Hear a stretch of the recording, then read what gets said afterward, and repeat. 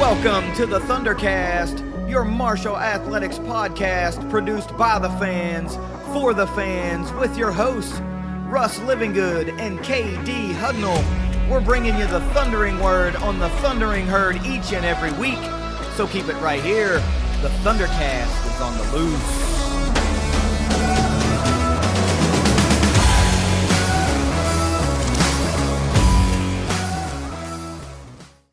Thanks for downloading another episode of the ThunderCast. You can follow us on Twitter at ThunderCast_pod. And of course, proud members of the College Huddle podcasting network, the biggest, best, and most awesome fan-driven podcasting network on planet Earth as far as college football goes.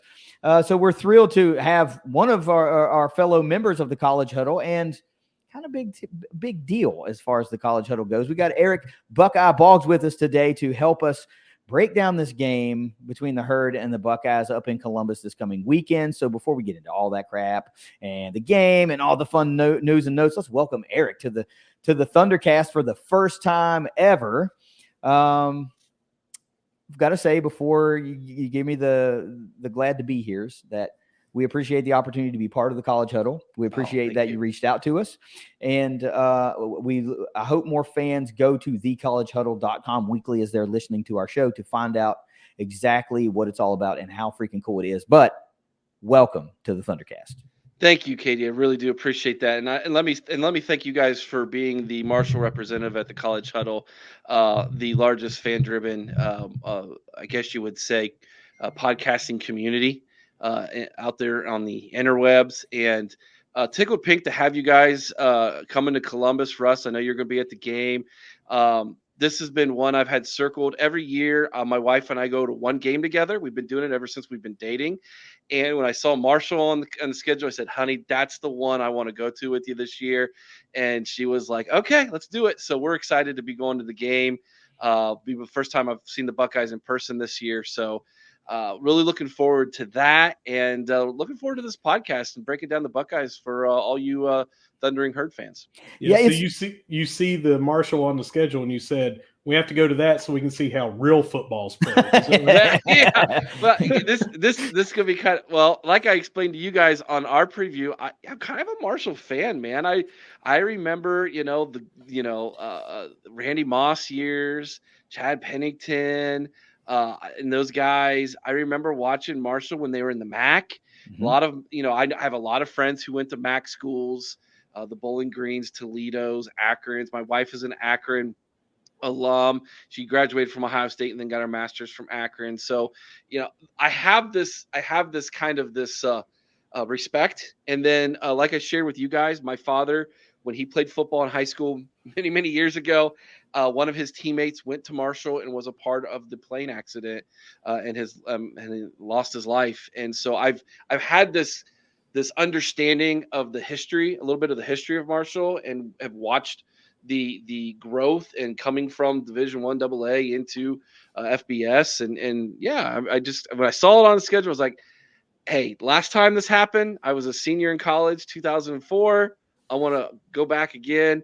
Hopefully this one won't be a nail biter like it was back then, but I do remember that. So yeah, well, we're excited.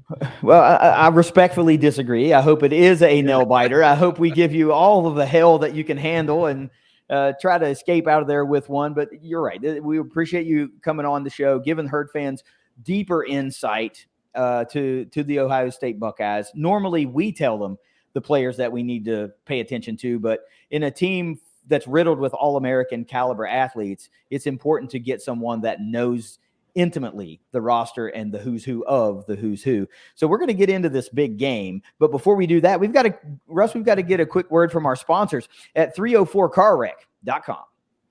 If you've been hurt in a wreck, call the law firm of Leasure Oliver PLLC. Find them at 304carwreck.com. It's a big noon Saturday kickoff on September 21st. Marshall, the Thundering Herd, at 1-1 on the season, heading into Columbus, Ohio, to face the number 3 Ohio State Buckeyes in the most intimidating environment of the season, easily the most formidable opponent of the season. It's not going to be an easy one for the Herd.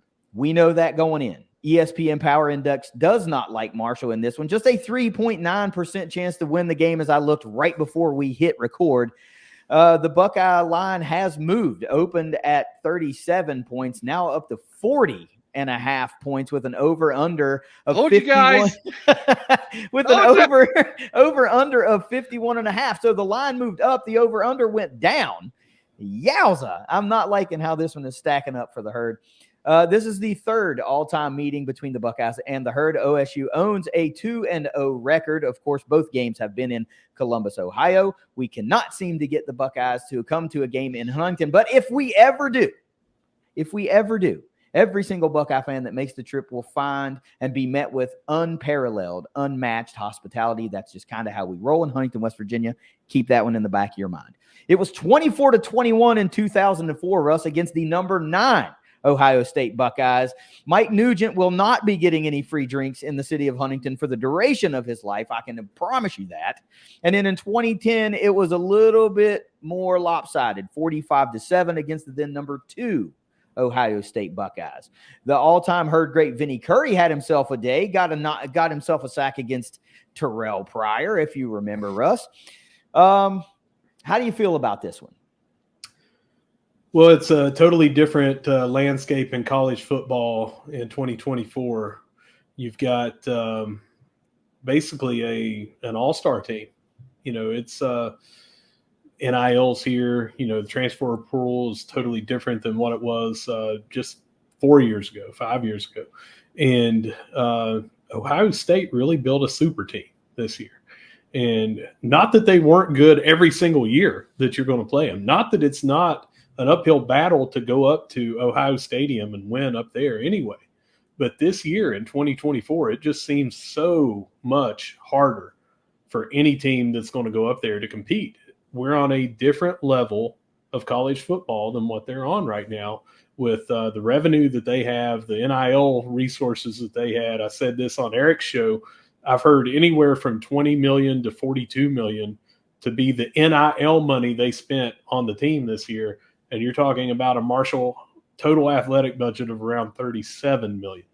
So it's not apples to apples of the same kind of football that you play. So it is truly, truly going to be one of these near impossible feats to go up there and come out with a victory. Yeah, it's.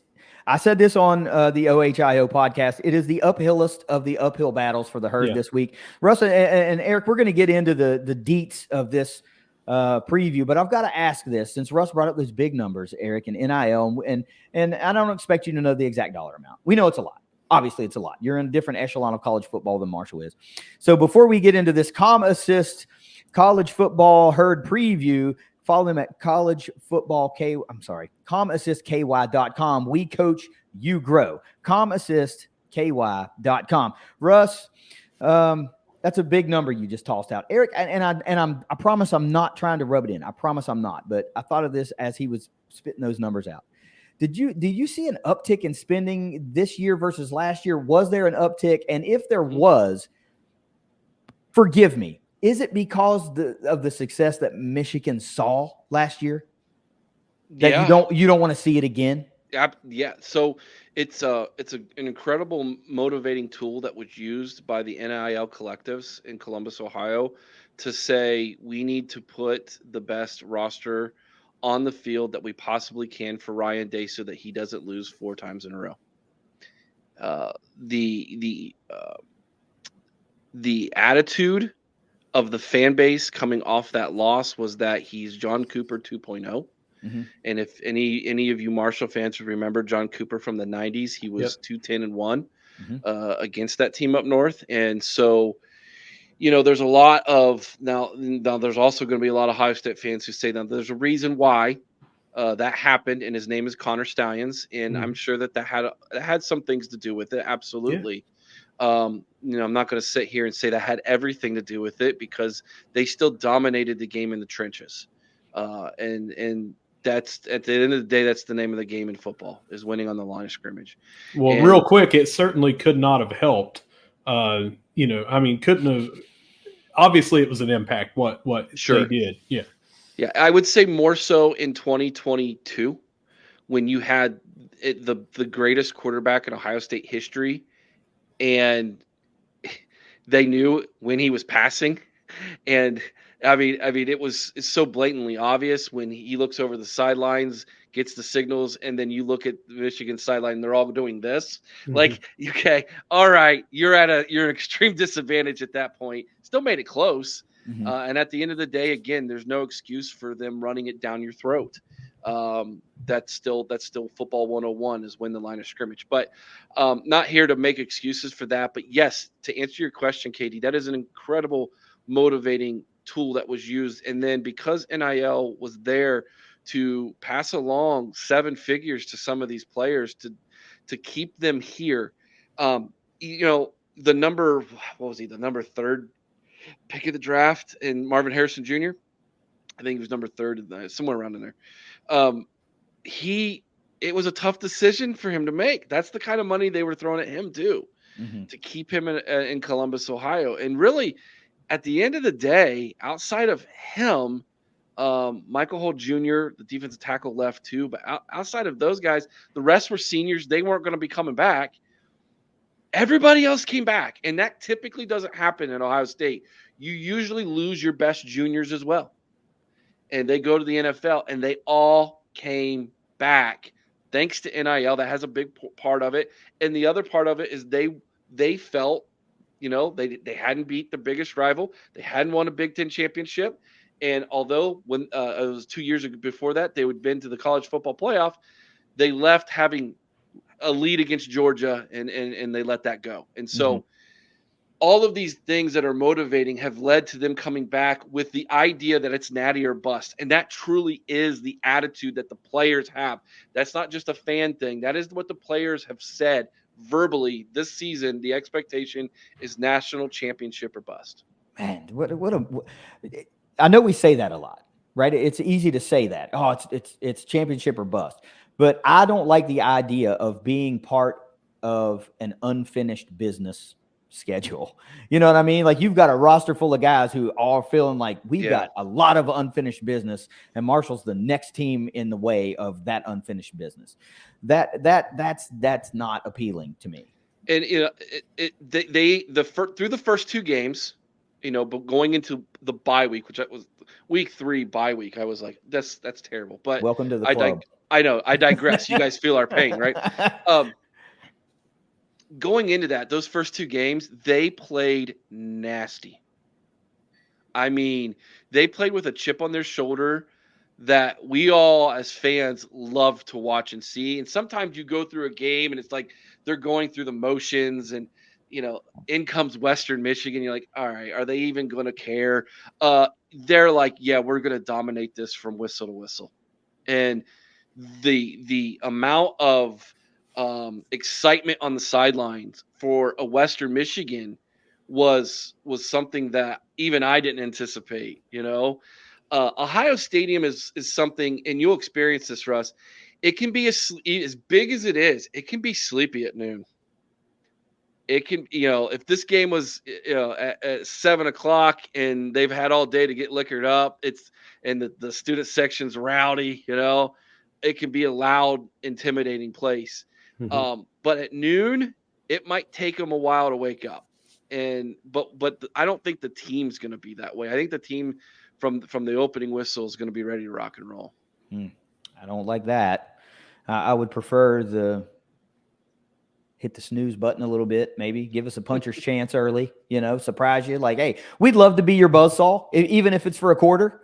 You know what I mean? Western Kentucky did it last year, man. They came in, jumped out on us, and it took us a solid 10 minutes to wake up. But that seems to be the MO at Ohio State at noon games. But this year, this team's acting very different. But it's also hype. It's Big Noon Saturday. There's something a little extra in Columbus. There's a little bit added vibe, as if you guys need added vibe on a game day. I've only been to one Ohio State game day in my life, and I didn't even go to the game. I didn't have a ticket to the game. I was just in Columbus, and it was for Ohio State, Michigan in 1999, and it was unbelievable. And as crowded as it was, I asked some fans, I'm like, how many people are downtown? They're like, oh man, well, Michigan's in town, so you can add an extra 100,000 people over what would normally be there. And this was, 30 years ago, 25 years ago. But anyway, I'll take any type of leg up that we can get in this one. And I've got some big questions that I have to ask. And Russ, I'll give you opportunity to kind of bounce off of it too. And I also want to get your take on my questions, Eric. And number one for me, Russ, can the Herd move the ball effectively? Are they going to be able to move the ball against an All-American defense and knowing what we know about the Herd? I think that was going to be a fair question, even if we had gone down and marched right down the field at Virginia Tech. True. This is a totally different defense than we will face any other time this year. We knew that going in when this game was penciled in, however many years ago that it was announced that it was signed. Last year, I can't remember when it was now, 2022 or 23, this game was announced, and we were like, okay, that right there, that game is going to be totally different than the other 11 that we play. Mm-hmm. So that's going to be a big question year in, year out. But coming off of a Virginia Tech game where we had trouble moving the ball and having any kind of an offense, it is a huge question mark. So I will just say, no matter what happens in this game, we as fans, as Marshall fans, have to remember the level of play of the team that we are going up against, and that is not going to be indicative of what we are going to do against Western Michigan and then the rest of conference play in those final 9 games. So I will say that we will move the ball a little bit better than we did at Virginia Tech, but I just don't see us going and marching up and down the field against Ohio State and their squad of 11 All-Americans. I agree. If we'd have seen a stronger showing from Stone Earl a week ago, you might have a little bit more promise. Of course, the bright spot in that offensive output was A.J. Turner and, 6 carries for 103 yards, but dinged up late. How much action will he see? Eric, I don't expect you to have an intimate knowledge of the Herd offense, but I know you have an intimate knowledge of the Ohio State defense. Can Marshall move the ball? You can move the ball between the 20s, possibly. The thing about what you're going to have to do is you're going to have to stay ahead of the chains. And what I mean by that is you need to be successful on first and second down. Mm-hmm. You do not want to get in third and longs against this defense. They pin their ears back. They come after the quarterback. They smell blood. Here's a couple of things that keep in mind. When we went into this season, I set the over-under for games that this defense would not give up a touchdown at 8. So far, we're 2 for 2. Yeah. We've given up 2 field goals this year, and no one's gotten into the red zone yet. Now, granted, that's Akron, you guys remember them from the MAC. They're not very good. Okay. In Eastern Michigan. Or Western Michigan. Sorry. So the one and the same to us. I mean, Eastern, Western, I don't know who they are. Green and brown, I guess. But again, those are not great MAC teams. So this is a good litmus test to see if what we have seen defensively is who we are. Every one of those 11 starters on defense will be drafted in the NFL. 9 of them will be drafted this year. And I believe 3 of them are first-round draft picks, maybe 4. So this is a defense that is legit. If you said what's better, your offense or defense, it's defense by far. This is year number 3 under defensive coordinator Jim Knowles. Jim Knowles has got these guys humming, and you've got to be successful on first down if you're going to move the football. And then on top of that, number 2, you've got to convert on third down. Right now, no one's converting on third down against us. It's I think the conversion rate is under 20% right now. In the first 2 games, somewhere around those numbers. And this defense, they just know how to get off the field. The first game, they were creating turnovers. Now, Western did do a good job of protecting the football, but there was a lot of 3 and outs. Mm-hmm. So there wasn't a lot of chances to create those turnovers. So if I'm you guys, you got to be successful on first down. You want to keep us off, off balance on first down. And then you've got to be successful on third downs. Make those third and shorts and be successful there. The strength of this defense is the pass rush. JT Tumulau, Jack Sawyer, both seniors, both potentially first-round draft picks. They can get after the quarterback, and we're deep. We rotate 8 on the defensive line. And again, all 8 of those guys will be NFL talents eventually. Not this year, but eventually. And then, oh, by the way, if it gets in the fourth quarter and we want to go 3 deep, we got 5 stars who are freshmen coming in. Yeah. So this is a, Russ, you said this is an All-American defense. It is. The one area of this defense where I would say we've been a little bit kind of like what's going on is at linebacker, but we're figuring that out as well because we lost 2 starting linebackers off last year's team. Last week 2 weeks ago, they looked fantastic at linebacker. So they're even figuring that out right now too. So the middle of our defense was kind of the question mark, and even that's getting answered. And so, yeah, this defense is going to be tough. So that's for your fans, first down. If you guys can get 4 or 5 yards on first down and stay on schedule offensively, yeah, you'll be able to move the ball. It's going to be tough. 8 3-and-outs against Virginia Tech. That's right? not a good sign, guys. It's not a good sign, right? And that's why we're so worried. We're talking about breaking in. We were sold this air raid offense all offseason, and for what most fans think air raid is, that's not what we have seen. You haven't seen that 75% pass rate. It hasn't really been that. So even after one game, our local beat writer kind of coined the term air run because that's kind of what it was. It was more downfield passing, not as much short passing, but there was still a heavy mix of the run. I'll say this.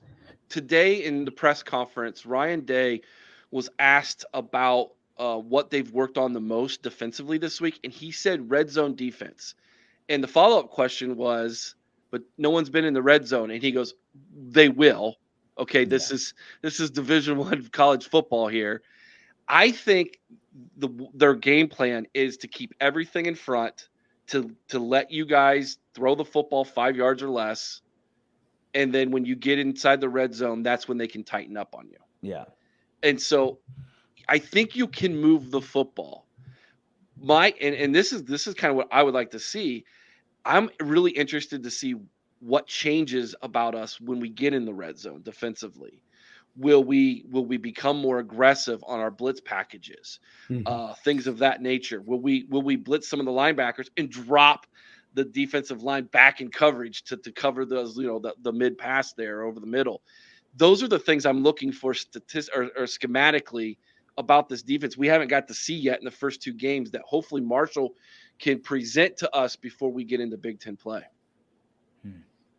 I got to follow up real quick. What defensive package are Marshall fans going to see coming at us?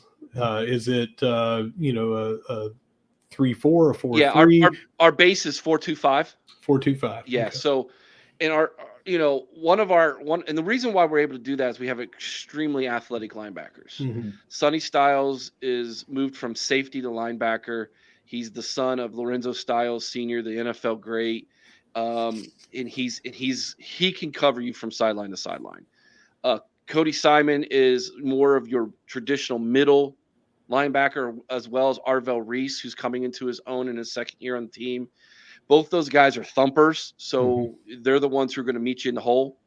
And then CJ Hicks, he comes off the bench as well, another former 5-star recruit who's gotten some playing time early. He's the one they like to use a lot on blitzing packages. He's a go kill the quarterback type of guy. So the 4-2-5 is our base. And I don't think they're going to get away from that based off the offense you guys run with the air raid. They're going to basically say, we're going to bring a third cornerback down into the slot. We're going to bring a safety down closer as well in coverage. We're going to leave Caleb Downs back as the safety valve in the back to try to clean up anything deep, and then we're going to let our linebackers kind of play in the middle there, maybe in like a zone, and let them go after maybe on a blitz every now and then. We typically don't have to blitz as much. If you look at the blitz rates in the Big Ten, Ohio State is usually in the bottom half of that, and it's because we're getting so much pressure from our 4 down linemen. We really don't have to. That's kind of the thought philosophy, but that's what you're going to see, I would say 80% of the time on defense. Okay. I think it's a good bet to do exactly what you're talking about, because how many teams are going to be able to piece together a 12-play, 15-play drive, Yeah. on Ohio State, right? You're not talking about giving up that 5-play quick strike. You guys are built to thwart that, right? And you kind of have to be playing some of the teams that you're going to. So Marshall's going to be forced to put together long drives, and that's not been their forte this year. They've scored quickly, and they've scored on short drives, and they've hit the big play. And so that'll be I love using the term "the game within the game," and these are one of those things. That's going to be. You guys are going to have to be patient offensively. Like they're going to force you to be patient, and if you're not, you're going to play right into this defense's hands. Yeah, I hope that I hope that's what our coaching staff is game planning for. Our fans are not patient. Offense. They, of course, like any fan, they expect a touchdown pass on every pass play, and that's just what they expect. Second big question for me, Russ. Is this the game where Mike Green bursts on the national scene for a lot of people, even in a loss for the Herd, even in maybe an upside, a really lopsided loss individually? Is this the game where Mike Green gets on the radar for a lot of those national guys? Yeah, he ought to be on there already with some of the lists that he was on this offseason. And I think you'll see 3 to 4 combined sacks and quarterback hurries from Mike Green in here. He's got 3.5 through 2 games. Like I mentioned, he should have had a couple of more at Virginia Tech. He lived in that backfield and really, really drove the defense to be able to do what they did against Virginia Tech for so long down there. Ohio State is a different animal, but I think that you will see one of those that Ohio State fans can point to and say, he could play on our team. Maybe he wouldn't be this first-round draft pick or first 3-round draft picks that you're talking about, Eric, that are given right now. But I think that he definitely has the ability and all the physical tools to be able to play on a huge team like this. So I really see him getting back there, getting some QB hurries, and getting recognized where people are saying, wow, this guy is the real deal. Yeah, and I'm with you with that, right? This is the game on an individual level that if Mike Green is able to get around some of those Ohio State offensive linemen, then people go, well, hell, he can get around, no disrespect to our Sunbelt teammates, but, well, hell, why can't he get around App State offensive linemen? Why can't he get around Georgia State, Georgia Southern, and Coastal offensive linemen, right? Because you're just talking about a different caliber of player. Ohio State putting offensive linemen in the league yearly. Annually, multiple offensive linemen, probably. And Mike, I don't expect you again to know the inner workings of the Herd defense. So I'm going to ask you my third big question, because you're going to offer. Can I add one thing to that? You can, for sure. Fans? Yeah. So preseason, my biggest concern the last 3 off seasons has been the offensive line. Be on the lookout when when Mike is lined up across from our left tackle, Jimmy Simmons. Watch Simmons' feet. He hasn't done it this year. He notoriously got flagged for false starts when he went up against a quick defensive end. So if he's fidgety to start this game, then he's worried about this guy. Then the film study revealed to him this guy is quick and athletic, and he's a little bit worried about that. So if I see an early false start, I know, okay, he's got him in his head a little bit. This guy's legit. So just something to throw out there. I think this guy, that might be where he can do some good work. I don't have a ton of confidence in my tackles. Okay. That's some good insight. That's absolute wonderful. That's a data point for every Herd fan that listens to this episode is going to be watching for that during the game. They will be watching for that.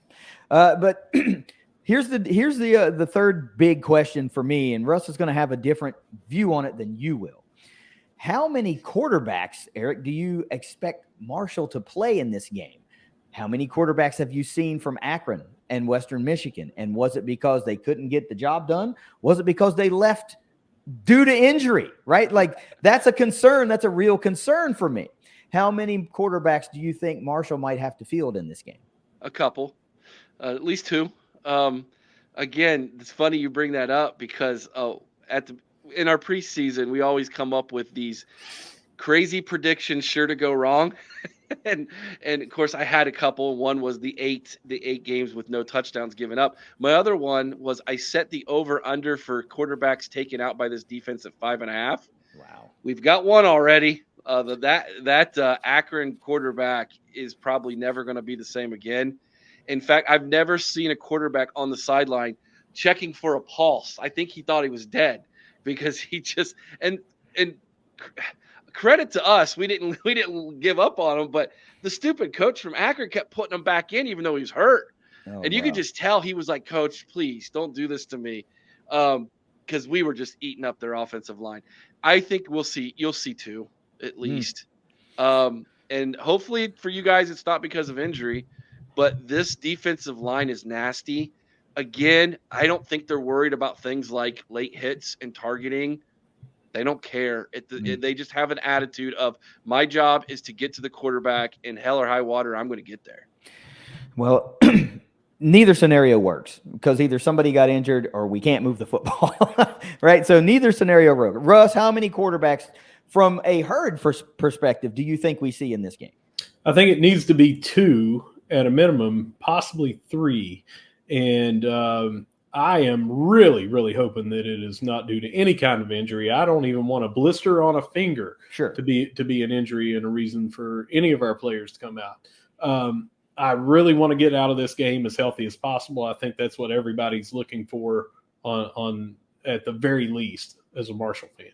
But I think that, one, no matter who it is, I don't care if you're listening to this right now and you know in your heart and your mind that your guy that you chose as QB would have been nearly undefeated this year if they would have just listened to you. They are going to struggle against Ohio State and this defense. It is nearly a foregone conclusion.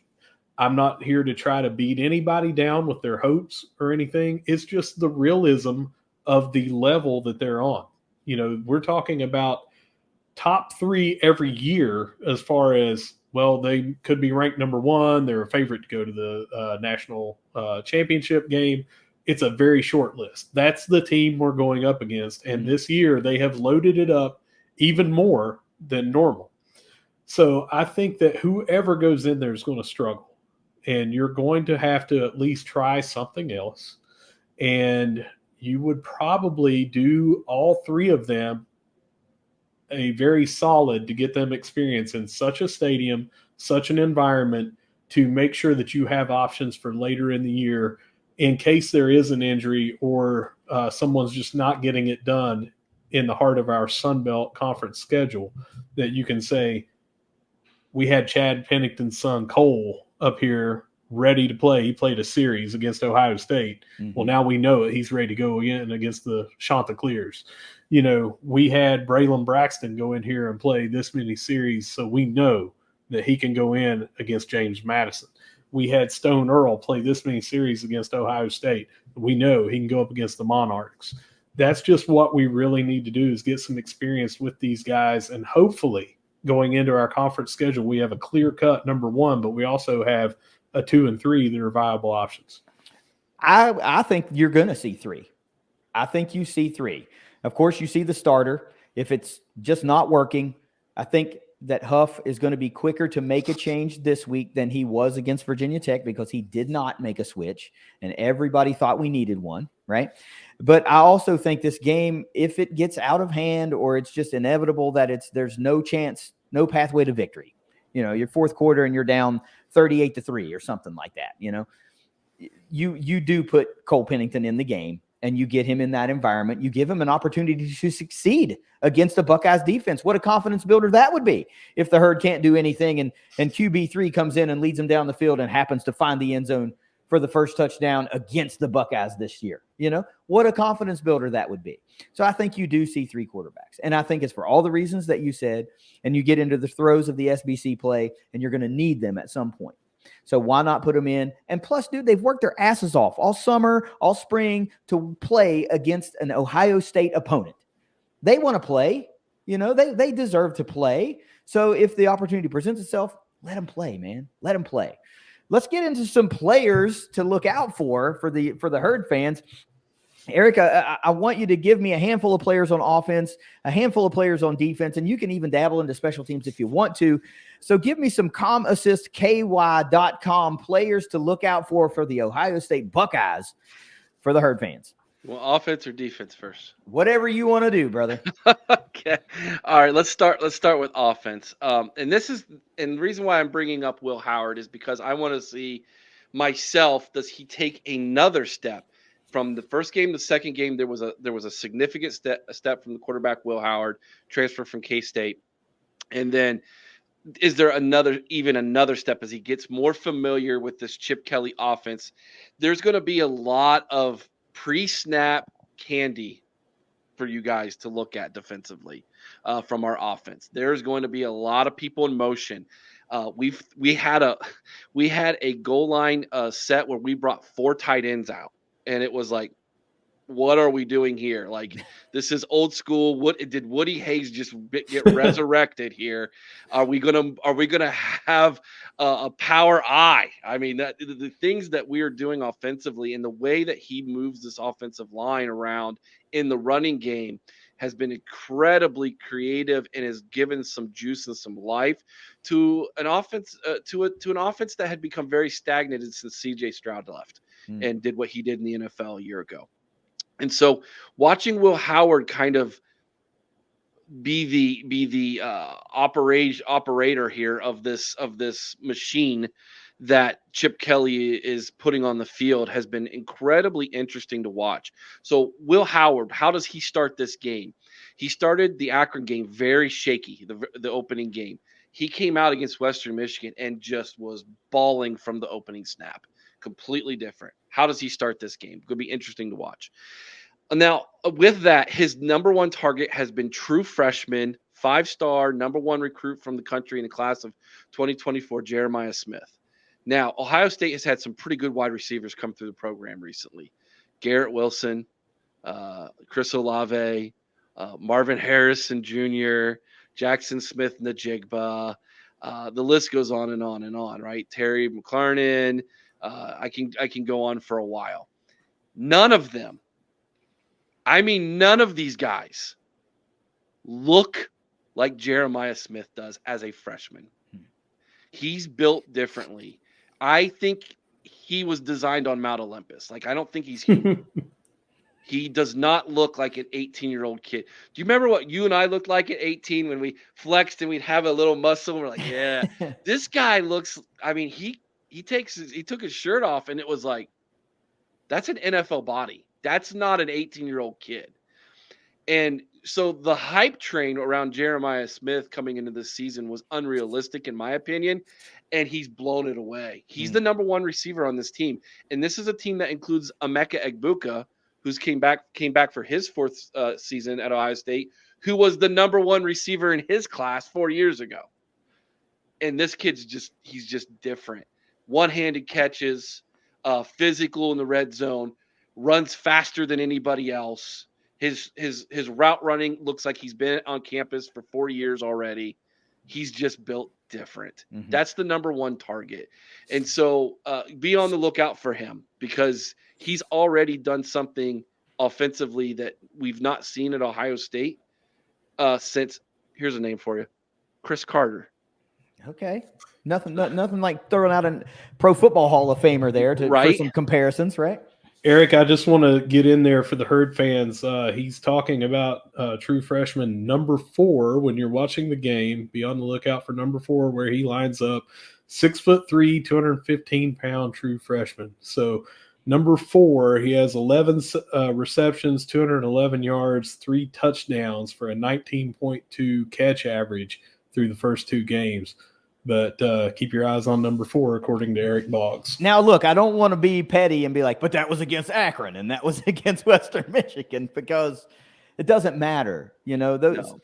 If you can play, you can play. We say that all the time. You can play, you can play. And on any given play, all you got to do is beat the guy across from you. That's all you got to do, right? Yep. Who else you got for us, man? You might as well lay it on. Yeah, I'll give you 2 more names on the offense, and then we'll go to the defense. And it's our 2-headed running back. Travion Henderson was a 5-star recruit out of Virginia who we brought in, and he had a really good freshman year, and then last 2 years has dealt with injuries, dealt with some personal things. Could have went to the NFL last year, decided to run it back for his senior year. The senior class decided to come back, and he's been a tremendous leader. And he's one of the kids on this team who has led like a campus crusade on campus of seeing people give their life to Jesus. Like, the kid is just an amazing human being beyond being an amazing running back. Okay. Mm-hmm. And then on top of that, we went in the portal and we got a kid from Ole Miss called Quinshon Judkins, who had, I think at the time, had the most rushes as a true freshman in the SEC since Herschel Walker. Oh, yeah. Keep the whole comparisons coming, right? Okay. And he's actually leading the team in rushing right now. And so it doesn't matter which one of these guys is on the field. It's pick your poison. They're a little bit different of a runner. Travion is more of a speed guy. If he gets in space, he's going to run by you. Quinshon is a load to bring down. Like, that guy, his legs are always moving. And those of you who've watched SEC games before know, if SEC defenses had trouble bringing him down, of course, Big Ten defenses are going to as well. So we feel pretty good about the running game for the first time at Ohio State in a while. You should. And I want to tell the fans again listening, this 2-headed backfield that they have here, Judkins is rushing for 7.4 yards per carry, and Henderson is rushing for 7.3. So different styles, same results. And you may say, well, they probably had an 80-yard run here, a 70-yard run there to get those yards per carry up. No, long of 23 and a long of 21. Okay. So they are just churning up yards when they get the ball. 7.3.5 between the two of them every time they touch the ball. I'd like to add that the strength of this herd team is the defense. And we know they will be tested, and we know that it will be a very, very hard road to hoe. For me, as it relates from herd defense playing this Ohio State offense, it's about what plays can you make, not about the ones that you can't make, because there are going to be some. But we know, again, we're not going to face another team of this caliber for the rest of the year. Mm-hmm. So if they can put enough good plays together and develop some good habits against a blue chip defense or blue chip offense, I feel really good about how you come out of this game. I just want to come out healthy. Now flip the ball for me. And when the Herd's got the football, we're trying to do some damage. Who's standing in the way? Yeah. So I love this defense. I am absolutely in love with this defense. And I'm going to talk about my guy who I picked as being my defensive MVP. And that's my quarterback, Denzel Burke. The dude is, our cornerbacks are chippy. Like, they chirp. They're not afraid to talk trash. They will get in your grill. Denzel Burke has been starting since he was a freshman, and he's had the roller coaster career at Ohio State. And he was the first one who came back and said, it's natty or bust. I don't care what anybody else says. I'm coming back to win a national championship. His confidence is unreal. He likes to play about 5 yards off the ball and come up on you. He's not a big hitter, but he's not afraid. He's a good tackler, but he's not afraid to hit. He's not huge. Like our other cornerback is much more of a big hitter. But I love Denzel Burke's game. He's already got an interception, and he's going to be he's your prototypical shutdown cornerback. Okay, one of the best in the Big Ten. I think he's better than Will Johnson. I go back and forth with Michigan fans all the time arguing. They say Will Johnson's a top 5 draft pick. I've watched Will Johnson through the first 3 games get burned multiple times. Denzel Burke doesn't get burned. Now, he'll give up some receptions because he will play off of you a little bit. But I think he's being told, hey, give him 5 yards, and then jump it. So I love his game. Absolutely love Denzel Burke's game.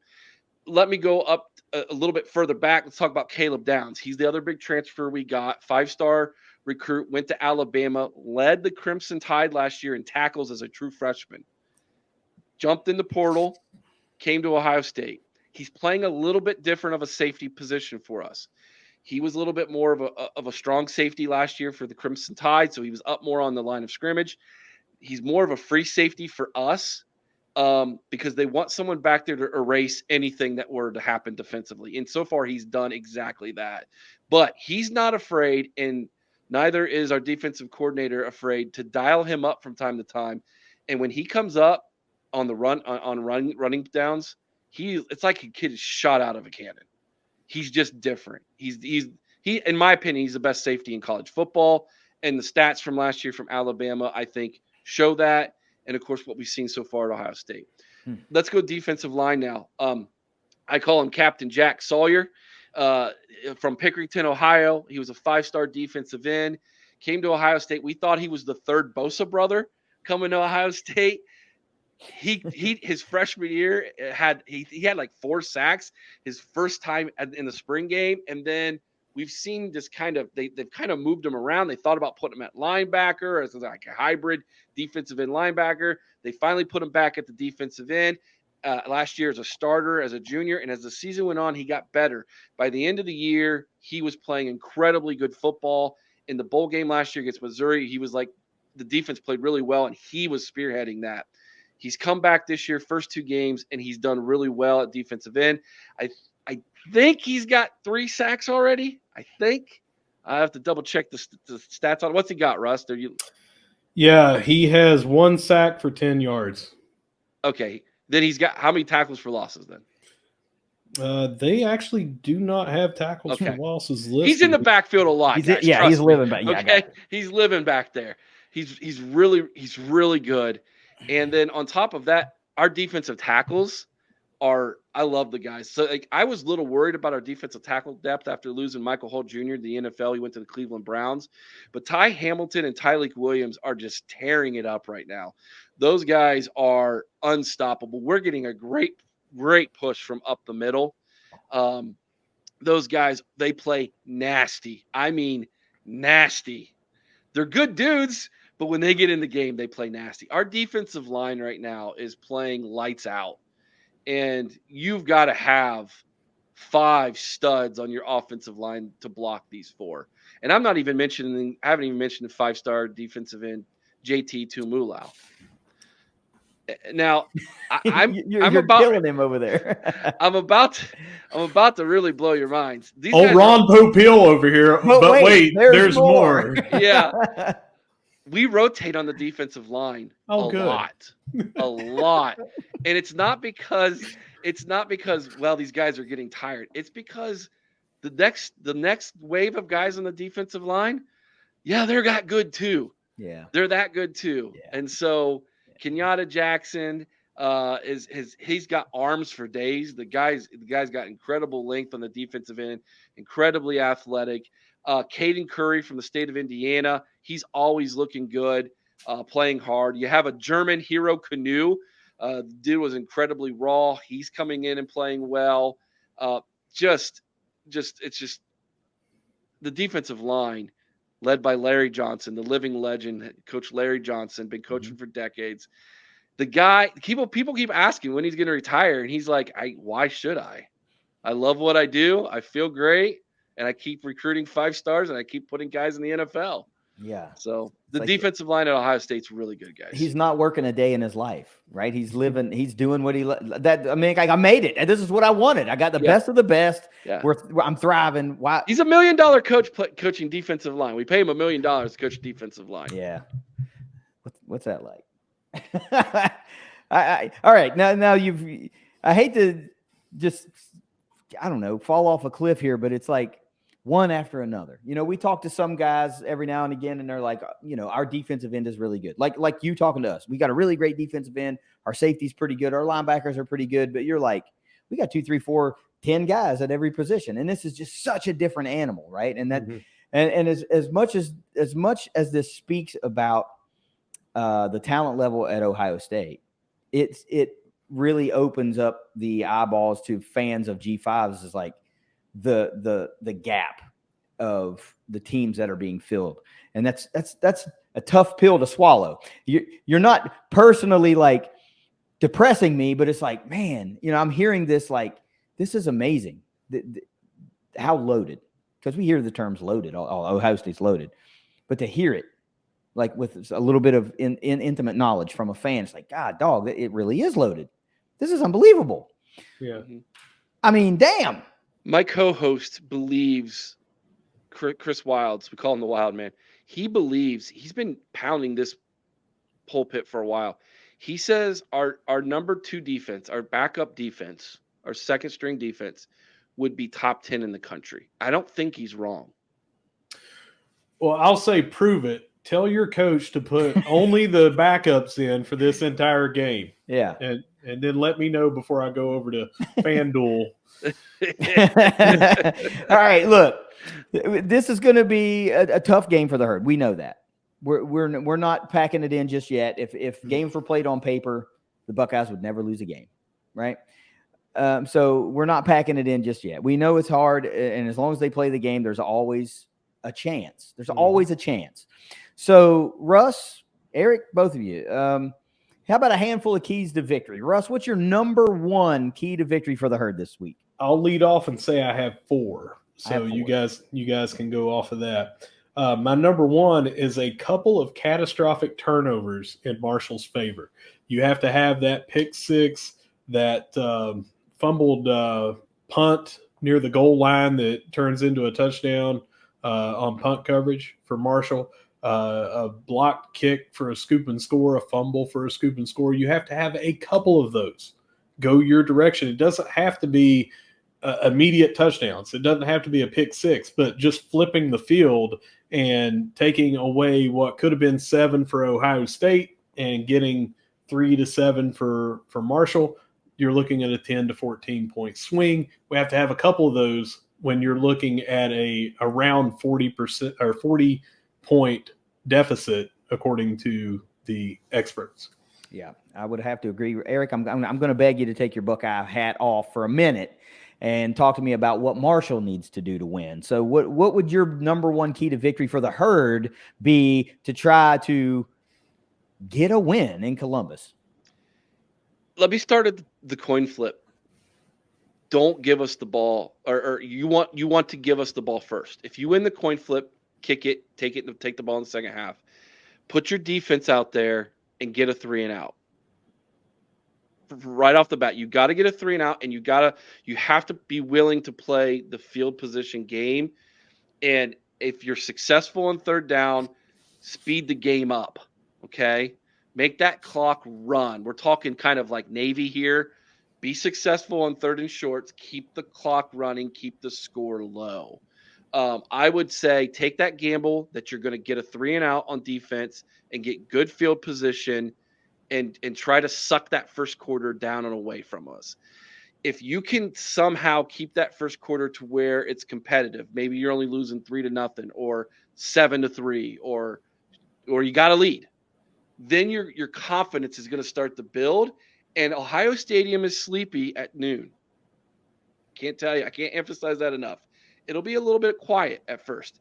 If you can take the crowd out of it right off the bat, then now you're playing with some house money beginning in the second quarter.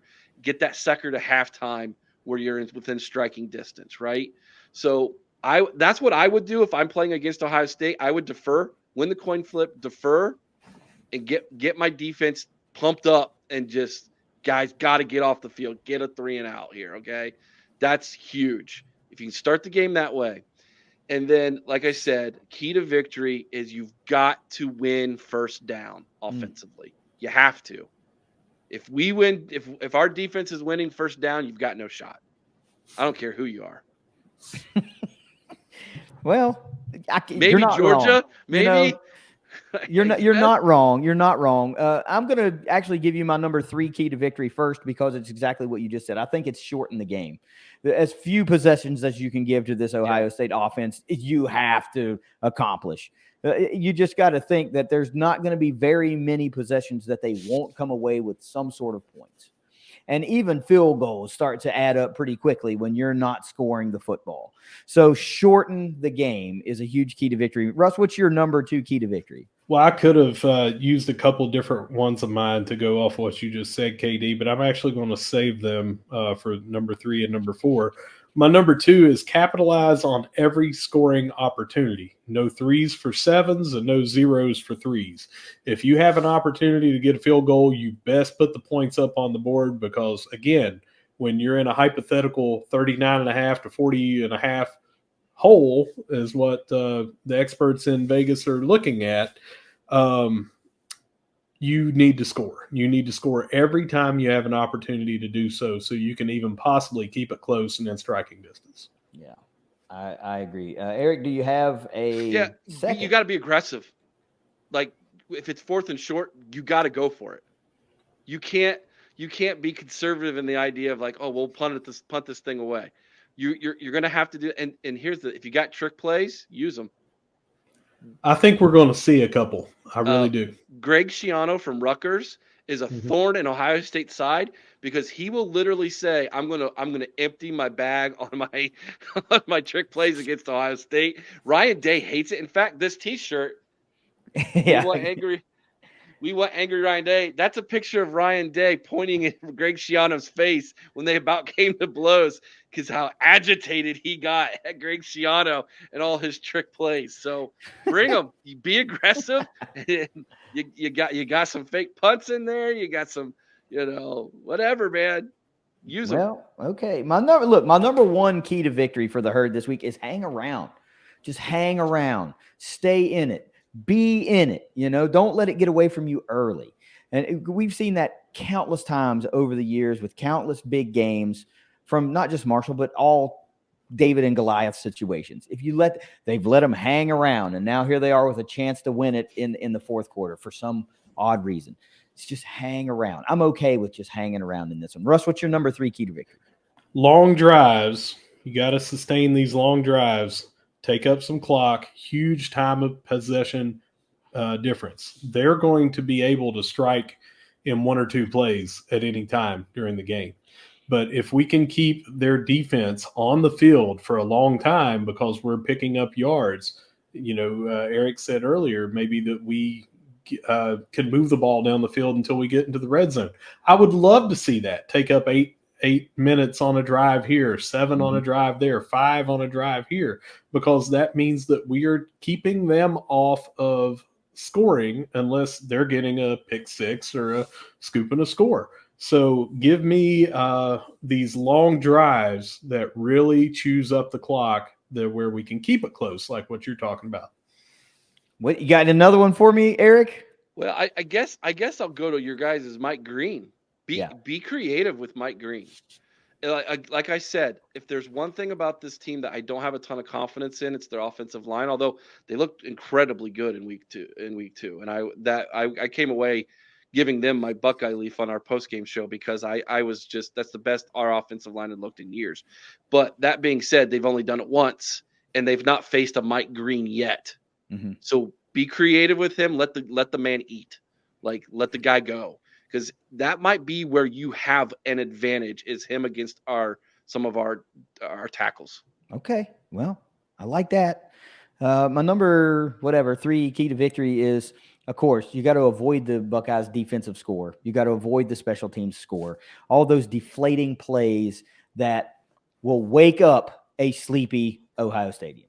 Yeah. I want them to stay sleepy. If this game's boring, great, because that means they're not cooking, and we need, I'm never really for a boring game, but it feels like that's kind of what you have to have if you're going to watch paint dry to victory. If that's what Marshall's got to do, play that damn game. I don't care because it's all about putting one in the left-hand column. Russ, what's your last one? I think the defense has to keep the scoring low, but I'm actually putting a number on there. I think that we have to hold this Right now, they've scored 108, so 54 points a game. I think we have to keep them under 20, for us to have a shot on here. Now, am I saying this is realistic? No, we're talking about damn keys to victory here. Right. And if they could do that, if they have some kind of just turnover, we keep the ball out of their hands with long drives and everything, and we keep them to 20, that may really give us a shot at winning this game. Tall task. I'm not saying realistic. All right, but it is a key to victory. Of course. It is a key to victory. You keep them under 3 touchdowns, you think you've got a legitimate shot to win. Absolutely. Eric, one final one maybe? Sure. If you guys have, the third facet of the game is special teams, right? Mm-hmm. You guys have a head coach who was a special teams coach at Penn State. Last time Ohio State lost to Penn State, it was on special teams. You have to win that. If you guys can do what you're talking about, Russ, and then on top of that, you win special teams, now you've won at least 2 out of the 3 facets of the game. You've got a shot, right? Wow. Yeah. That's what my math says. So, and listen, Ohio State special teams are better than they have been, but that's only 2 games. Like, I need to see more consistency from that. We haven't had a return punt or kickoff since like 2016. Wow. Okay. Yeah, it's been a long time. Like, okay. Well, let's that's keep something that streak alive, baby. Literally, we talk about that all the time. Like, when are we going to see a punt return or kick return? And so, 2 more weeks at least, hopefully. 2 more weeks. All right, look, I mean no disrespect when I say this, but this is keys to victory. And going into Columbus, Ohio, where it is incredibly hard to win a football game as an opponent. I do not mean any disrespect. We do not owe you anything. We do not owe you an easy path to victory, right? We don't. We're there to win a football game, just like you're there to win a football game. So I don't want this to be viewed as some special honor and privilege to be able to come into Ohio Stadium and play the Buckeyes. While it is an awesome game and it is an awesome opponent, mentally, you can't be like, we're here to play. We're not here to win. Like, you're here to win. You're playing a tough enough opponent without that killer mentality. You have to have that. It has to be there, right? Because you're going to be facing it. You ripped off how many players that are here to do damage and here to win a national championship. You got to match that energy, or what the hell are you doing, right? We all know it's going to be a monumental task. We know that. Russ, let's move into MVP. Who's your MVP this week against the Buckeyes? Christian Fitzpatrick, 6'4" on the outside. We've seen that he can go up and make a one-handed Sports Center top 10 caliber play, number 1 overall that week. Actually, he can be a matchup nightmare. There's not too many 6'4" defensive backs that you're going to see. You might have 6'2", 6'3". He's got the extra long wingspan as well. I hope that we can target him a few times in the red zone, and where he can go up and make a play on the ball and bring it down. He's had 2 games with us, 2 touchdowns, 1 in each game. So I'm going with Christian Fitzpatrick. Speaking of matching that energy, Christian Fitzpatrick is my guy on offense as well. But for all of the reasons you just stated, he's been the number 1 receiver for Marshall without question in this early season. And he's a guy that's familiar with Ohio State and their defense. Of course, as a Michigan State transfer, so Big Ten experience there. I always do a defensive guy, and who else would it be other than who we've all talked about? It's Mike Green. Mike Green. He has to have the big day. Your stars have to be stars in a game like this. It has to happen. If your number 1 players, your best players on the roster, underperform or do not perform, you really put yourself behind the 8 ball of having any type of chance to win this game. Let's move into a score prediction. Eric, we'll let you go first because you're here. Don't be shy. We are big boys. We can take it. What is your score prediction for Ohio State and Marshall? 45-3. Okay. Who do you got winning? Well, some might argue it's the Marshall Athletic Department. I just looked it up. $1.6 million is what you're coming away with. All right, that's another topic for another day because I have strong feelings on that too. You were talking about the different shows and talking about the things you like to dive into when we were on the OHIO podcast, by the way. That's another topic that I'd love to talk about. So just keep that one in your hip pocket for a future date. Russ, what's your score prediction? I've got 41-14. They have not had anyone score a touchdown on them yet this year. They've had 2 field goals in 2 games. 6 points in the first game, no points given up in their last game. So scoring 14 against this team is a huge, huge thing to do looking at it on paper. 41-14 might sound like, well, that's not very good at all, but it's several touchdowns lower than what they're predicting to be. And oh, by the way, the over-under for Marshall on points scored is 6.5. So out of that 51.5, they're looking more like what Mr. Buckeye Boggs down there is looking at, 45-3. So I'm going to go 41-14 and give us a good showing against this juggernaut that we're going up against. Sheer happenstance, by the way, but I like offensive predictions for both of you, and that's what landed on my score prediction. I did not know what you were going to be saying coming in here, so give me the Buckeyes 45-14. I also like the Herd to find the end zone on Ohio State for the first time this season. Let's knock the confidence level down just a little bit from this awesome defense and let them know that they are susceptible to give up a score. I think the Herd needs that for their confidence moving forward. It would be a nice feather in the cap to say that they were able to do that and also come out of Ohio State unscathed. Okay, all the particulars are done in this ComAssist KY Marshall football preview. We thank you for all of your awesome insight. Let's move into some stuff really quickly. We'll spend a couple of minutes for this for fans that are going to the game. Maybe their first time in Columbus, or maybe they've been before but just didn't know about this. So what are some must-hit things for those visiting Herd fans going to Columbus? Everything is before game. Most Ohio State fans will not stay and party after the game. There will be some. But most of everything that I'm going to mention to you, KD, is early before the game. So get there early if you can, and enjoy several things. So if you want to go to Big Noon Kickoff and be on Fox, they will be in the southeast corner of the stadium.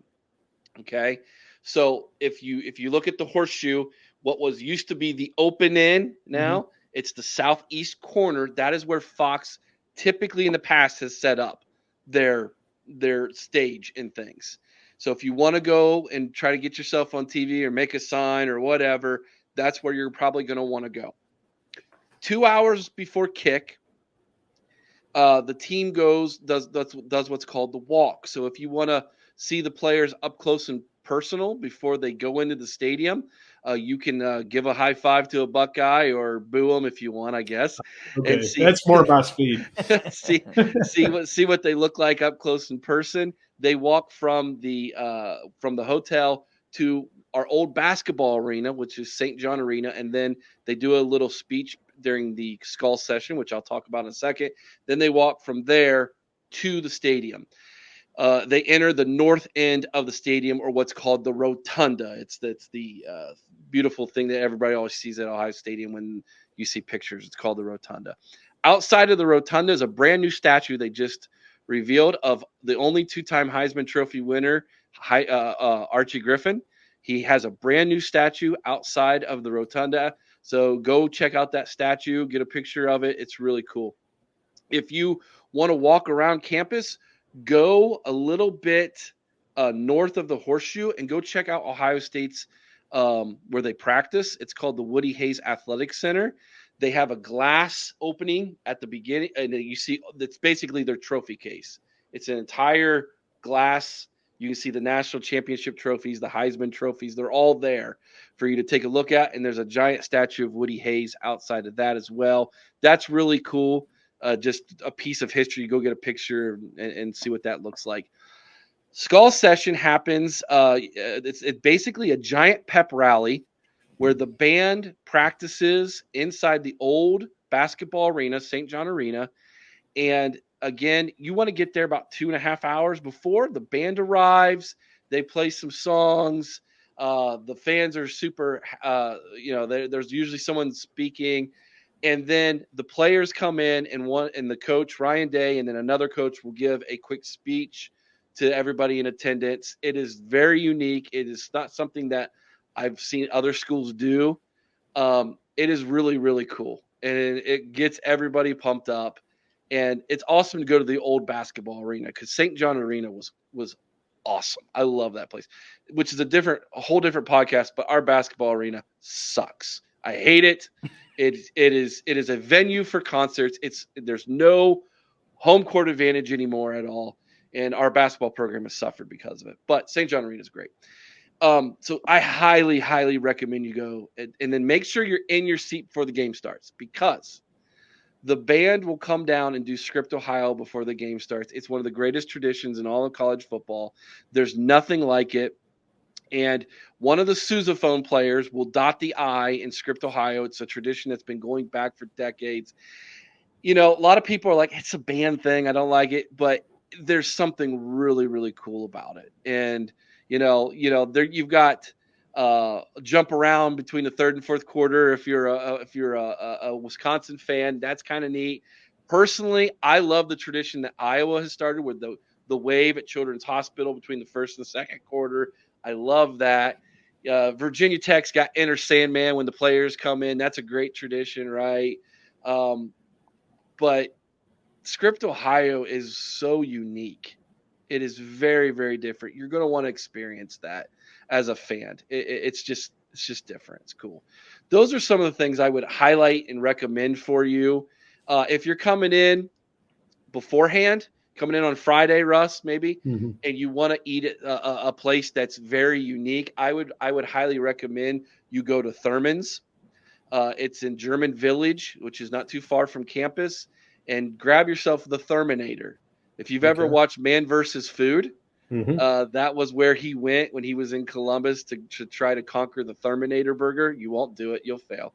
I'm a fat guy, and I'm 0 for like 12. I can't do it. It's I'm gonna amazing. look this up while you're talking, because I don't know. Yeah, you think you got it in you, Russ?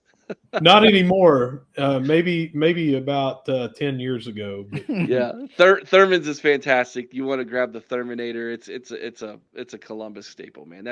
That's always the place I tell fans, if you come to Columbus, go Friday night. Just be ready to wait a while. It's a little hole in the wall, but it's famous, and that's where you're going to want to eat. The other one is Schmitz, also in German Village. Schmitz is a great German place for brats and all of that kind of stuff too. So you'll want to, if you can't get into Thurman's and get you a Terminator, head on over to Schmitz. That's my other recommendation, food wise. As far as like tailgating's